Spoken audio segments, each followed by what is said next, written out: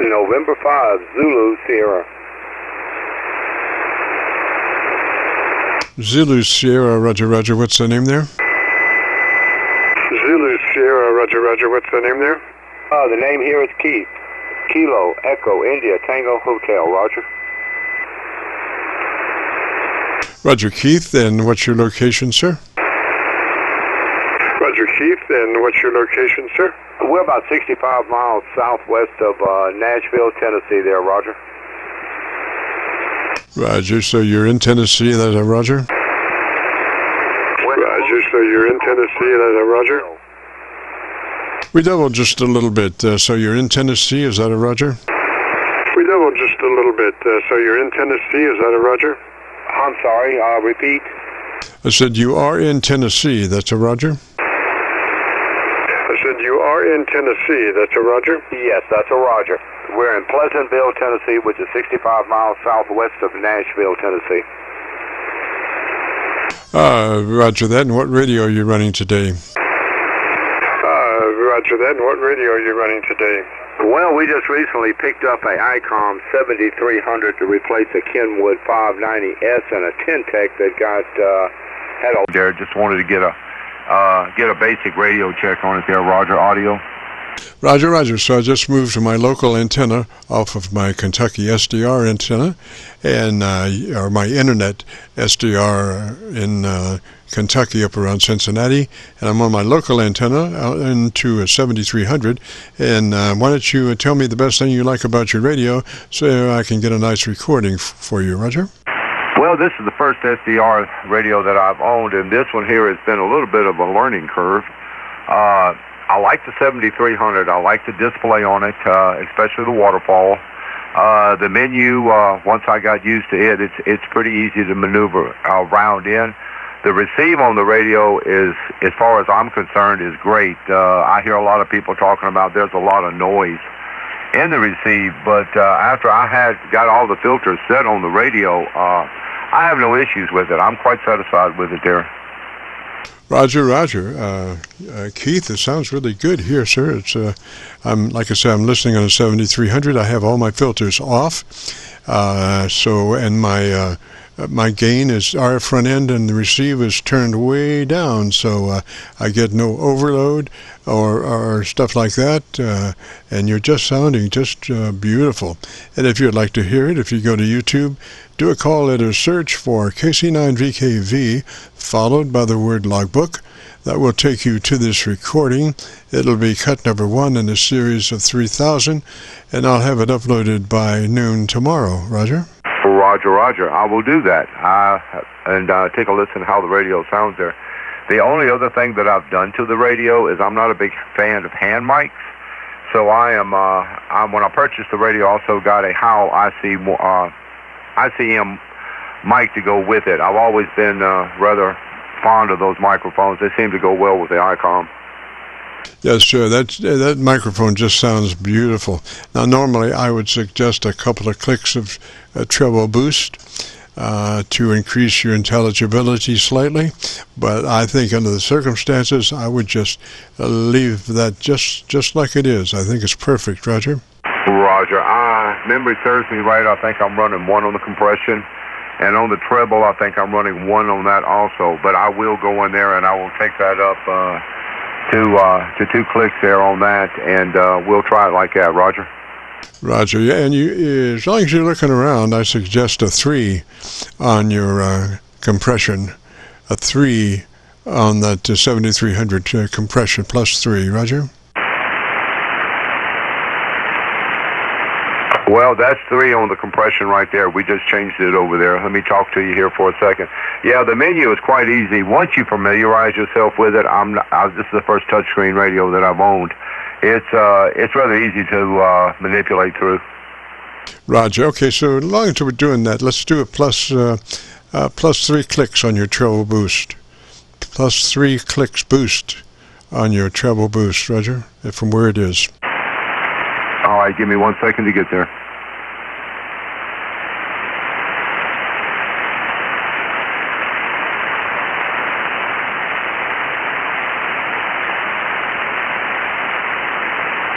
Okay, I told you wrong. I'm already +3 on the treble there, Roger. Do I need to take it up another notch?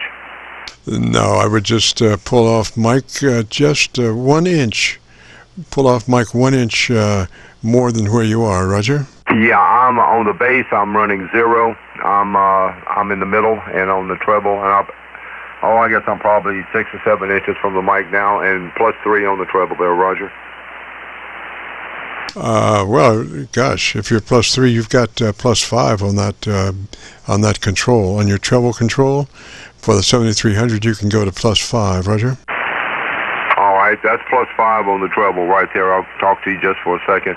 Bandwidth is set at wide on the bandwidth 2900 there, Roger.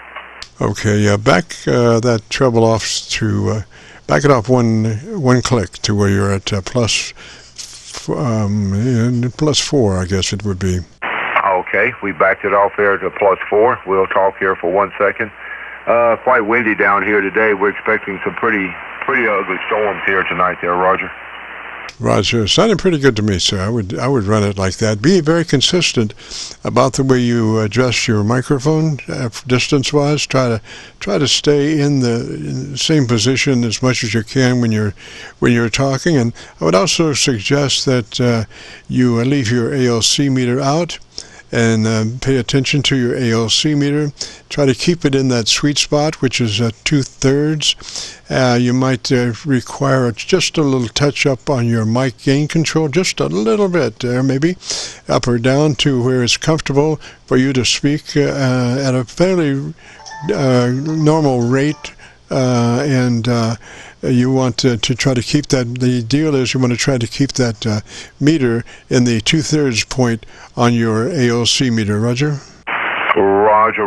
We're running the mic gain right now at 55. So yeah, we have a tendency, and you're right, to lean into the microphone sometimes when we're sitting here, the boom mic there. But yes, sir, I appreciate all the information there, Roger. Yes, sir. That's just beautiful. Work it just like that. Freeze yourself. Freeze yourself right in that position, because that's beautiful, Roger. Put me up two sticks here to hold my shoulder blades back there, Roger. Yes, sir. Parachute harness or something pulling you back. I understand. All right, my friend. Thank you so very much for coming back. Yeah, it's been a pleasure talking to you, and you just sound fantastic down here. I mean, good signal. Audio is just beautiful on the radio. I hope this one sounds as well as yours does. You have a fantastic day, and if you're going to get any of these storms, be safe, my friend, because they're calling by we could have up to 80-mile-an-hour gusts tonight. Hope not. That could be kind of ugly in my part of the woods, because actually my house is in the middle of the woods. Very rural out here in Tennessee there. But anyway, again, thank you so very much, 73s. November 5, Zulu Sierra. Roger, Keith, now do you live in a holler or at the top of the hill, or what's your landscape around you? Well, we're on 167 acres down here, and we're kind of split in the middle. I've got a holler on the left, and I got a holler on the right. 400 yards behind me, up the hill, is what we call a power line, TVA power line, which is about 870 feet above sea level. Where I'm at right here, I'm about 520 feet above sea level, and if you go down my driveway down to the road, which is an old, we call it chert road, but it's a dirt road, it's 327 feet, so I'm kind of split right there in the middle. Yes, sir. Well, you know, sometimes those creeks can really expand, those hollers can really expand when that rain is running off. And the further down, you know, the hillside you are, usually the deeper those hollers, the water gets in the hollers down towards the bottom, because, you know, it's just cuming as it's coming down. So just be careful about flash floods, Roger. Yeah, we've been very fortunate. Where we're sitting at, we've never at the house here had a flash flood. But unfortunately, down on the road, we have a creek that runs down there. It's called Sulphur Creek, and we have seen the water, especially when really heavy rains over a long period of time. We've seen as much as 3 feet of water on this road down here. In fact, we were stranded back in 2010. When they called this the May 3rd flood. We had 18 inches of rain in about 17 hours. And this road that I'm on right here was under about 4 feet of water. And it took roughly about 2 weeks before we could get off the road. We didn't have electricity for a month and didn't have phones for a month there, Roger. Oh boy, that's a rough way to go there. You know, it's good for a couple of days, but once you pass a couple of days, it becomes a real challenge, Roger. Well, we were smart when we moved out here. I'm a Tennessee native to start with. I'm originally from Clarksville, Tennessee, which is right on the Kentucky-Tennessee border. But I worked down in Louisiana in the oil field. I was corrosion technician down there for many, many, many years. Anyway, we moved up and bought this place here. And when we bought it, I told the wife, I said, you know what, we're going to put a house plant generator in. So that's what we done. Back in the day in 2010, we put in a Generac.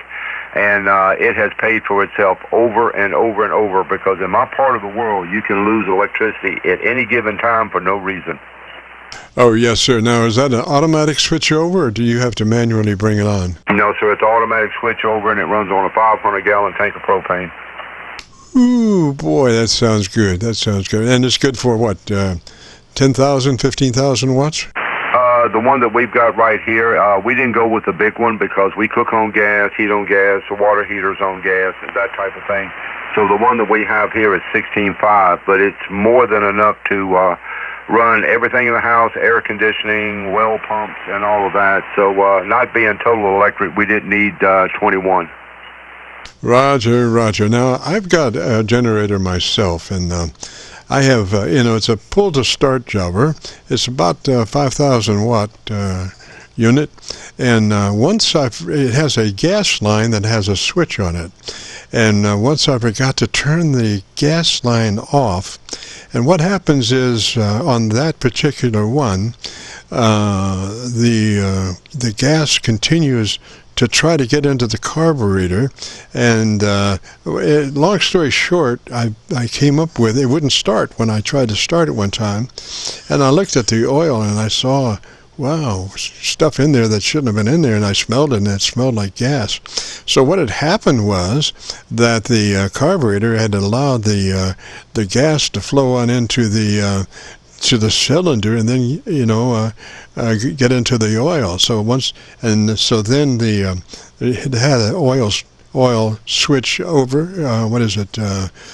When you have not enough oil, it will not start. Well, that had tripped that, and so I just replaced the oil and started it up, and it ran fine. But I was just wondering, in your case, okay, so you're in propane, so you're not going to have a gravity feed problem like I had using gasoline, Roger? Roger, no. This is under pressure on propane, working in the oil field down in that industry. Propane, you set your water column pressure on your regulator at 10.5, and it's all pressure controlled with a regulator. And for example, if electricity goes off, I have this one here. You can set different times for when your generator comes on, but the electricity down here is bad about going off, staying off for 2 or 3 minutes, maybe flickering and coming back on. So my timer is set at 5 minutes. If we have a power loss for 5 minutes, the generator will automatically start up and switch the panel over and power the house back up. Oh, that's great. And you have also a remote control that you can manually start it, Roger? That's correct. I also have a panel right here in my room that I'm looking at. It's a diagnostic panel on this generator here, to where every 2 weeks this generator will run for 2 weeks, charge the battery, and it will give me a diagnostics check on the voltage, amperage, oil pressure. It's a six light system there, and it takes it about 3 or 4 minutes there, and you'll get all green lights. If it's a service time, you'll get a red light when it's time to change the oil and so forth on it. But no, it's a pretty nice system. Roger, sounds beautiful. Sounds like exactly what you need, Roger. Oh, in my part of the world out here, absolutely. Unfortunately, a lot of the people up and down this road down here, they've got the little, the smaller generators. But you know what? I don't think anybody's got one down here that's less than probably 10 kW, but they're all electric start. And of course, they have to plug all the extension cords and all of that. I just did not want to deal with that. I'm 71 years old. I wanted something that if we lost electricity, it was just going to take care of itself. Roger, Roger. Well, that had been my sentiment for quite a while. Even as I'm replacing the spring-loaded pull coil, I'm saying, gosh, I wish this was electric start. Oh, let me tell you what. Electric is the only way to go, because I'll tell you, my friend, you get out there when it's down in the single digits or even low teens out there. I don't care if you're running 5W30 in it or not. Those generators, it is a chore to get one started because they just don't crank. Roger. Well, I have modified mine slightly. I've got a hole in the air intake that's right in front of the carburetor, and I've got some PVC hose pipe there that sticks out about half an inch, and so I just hit it with a shot of starter fluid, and then usually just pull it once and it takes off. Roger. Yep. Well, that's the only way to do it right there. And as far as your gas leak into your carburetor, I do all my repairs on my ATVs down here and so forth. There's I'm sure you've done it, but carburetors are notorious. The little valve seat inside, they'll get a little bit worn and they'll let gas bypass, and it's going to go into your oil. You can put above that, you should have a rubber hose that comes from your tank down to that carburetor. In between there, you can cut that hose and put a manual shutoff right there, almost like just a secondary shutoff, a safety shutoff right there, to where if the seat goes bad in the carburetor, it's not going to fill your generator with gasoline in the oil there, Roger. Roger, that's what I have. I have a switch between the tank and the carburetor input, but it's just dumb me that sometimes forgets to turn that switch off. Yeah, and the other thing is, from experience and working in the oil field, and those type of smaller engines like that, try not to run ethanol gasoline, because ethanol is devastating on rubber, and that's what causes 99% of your problem right there when you start having problems with a carburetor. Roger. So let's see. I'm trying to think. We live just beside Louisville. We're over in the Indiana side, right across from Louisville. I don't think that I'm not sure if we run the same. I know that Louisville has a special octane or mixture that they have to run. Yeah, well, if it's got ethanol in it, ethanol is what does the damage on the rubber.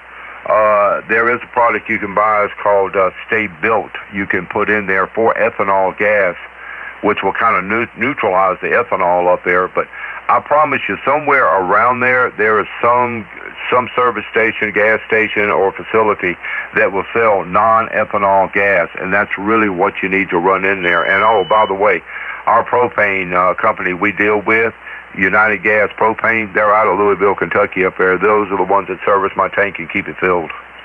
Oh, roger that. And I've thought about converting over to propane, but I just haven't done it yet. I guess we have a very good power system around here, and it's very seldom that we lose power, and even more seldom for any length at all, maybe a half hour or something like that. So I just haven't really gotten into doing all I could do with that generator.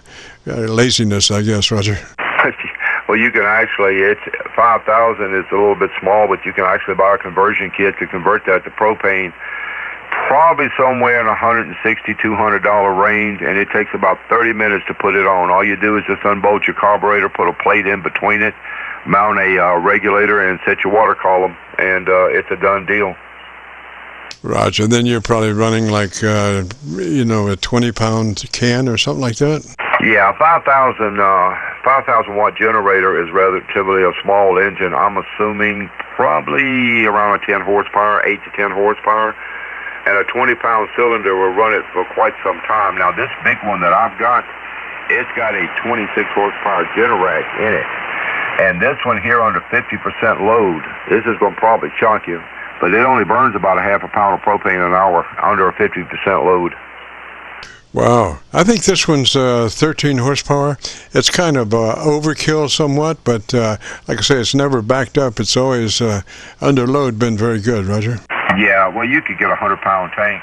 You could actually buy a 100-pound tank, which is about 33 gallons of propane. shoot, man, that would probably run you at least 3 or 4 days on a consistent run. Roger, Roger. Well, you know, you never miss them till you don't got them. You know, power is, oh Lord, everybody, I guess, just kind of takes it for granted. But however, you have taken the right steps to preclude any problems, Roger. Yeah, well, always remember this: when you convert one over to propane, you can still run gasoline. It becomes a dual fuel system right there. So, I mean, you can either run it gasoline or you can run it propane. That's your choice. Roger, Roger, Keith. Well, listen, buddy, you sounded really beautiful down here. Are you barefoot? No, sir. I'm running an oldie but a goodie, a 1974 Heathkit 221. I restore Heathkit amplifiers there, Roger. Oh, Roger, well, you're talking to one. SB 220, Roger. Oh, hey, fantastic amplifier. This one right here is probably right. I'm driving it with about 60 watts, and it's probably right at 900 out of it. You know, it's just a 1,000-watt amplifier. If you want to get silly with them, you can get 1,100 out of it. But I've got the 221, the 220. I've got two SB200s over here, and I also have a homebrew over here that I run occasionally. I have a 41000. It has a 6,000-volt feeder dial transformer in it there, Roger. Roger, Roger. Well, be careful about that high voltage, man. It can zap you. That's why I got a voltage probe, 40,000-volt voltage probe. Got too many friends out there that got knocked out of the chair against the wall. Now they're stupid. Roger, Roger, and get you a good S-stick. Get you a good probe stick before you go in there. Turn power off and probe around and short out what you can, and then clip it to ground. Yeah, this is a big old amplifier, this homebrew. It's 47 inches tall, 27 inches wide, and 28 inches deep. And I drive it, well, actually with the 221 over here, I'll drive the big one with about 150 watts. And we'll just say, we won't well, you can figure out what comes out of it. Oh, yes, sir. Well, that one, the one that you were talking about there, is that a 6LQ6 or are they all big tubes? Which one now, the 221? Yeah, do you have anything running 6LQ6s? No, I haven't had any sweep tube amplifiers, and gosh, what was the last one I had? It was an old Ameritron.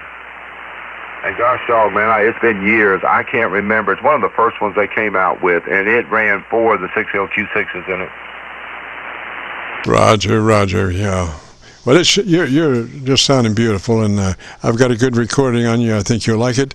If you go to YouTube, do a call letter search for KC9VKV, followed by the word logbook, will take you to this recording. It'll be cut number 1 in a series of 3,000, and I'll have it uploaded by noon tomorrow, Roger. My friend, you have a great day, and thank you so much for the QSO. I appreciate it. I really do. I run a double bazooka antenna. In fact, I'll make those and sell them on the side down here. Kind of occupy my time. I've got them all the way to California to Maine. In the last 18 months, I've made about 170 of them. Getting kind of tired of it. But anyway, thank you so much for the QSO and all the great information that you gave me. And like I said, you have a great afternoon. November 5, Zulu Sierra. Roger, Roger, Keith, 73, sir. You have a great afternoon, a beautiful weekend. And if you can, join us next Friday. We'd love to have you. And this is the Friday afternoon Qso-Vlog net. If you have a radio you want to check out, give me a shout.